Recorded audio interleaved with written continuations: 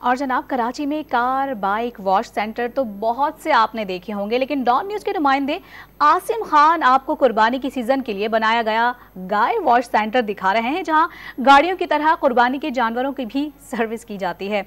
आसिम, बड़ा अनोखा wash centre है ये, और कहाँ है ये बताइएगा, चार्जेस कैसे हैं ये बताइए।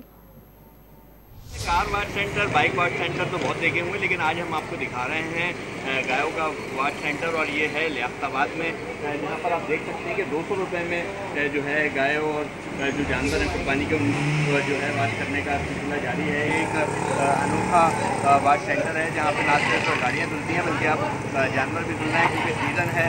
लोग ये कहते हैं कि घरों पे इतने बड़े जानवर को नहलाना जो है वो मुमकिन नहीं होता, इसलिए वो कार वाश सेंटर पर ला के जो है यहाँ पर जो है इनको धुलवा रहे हैं। और दुकानदार का भी ये बताना है कि गुज़िश्ता साल के मुकाबलों में जो है अब जो है इस वाश सेंटर में भी जो है कमी आ गई है। ताहम ये अपनी नौइयत का एक अनोखा वाश सेंटर है जहाँ पर जानवरों को वाश किया जा रहा है। गाय वॉश सेंटर की तमाम तफसीलात बता रहे थे आसिम खान, बहुत शुक्रिया आपका। कोई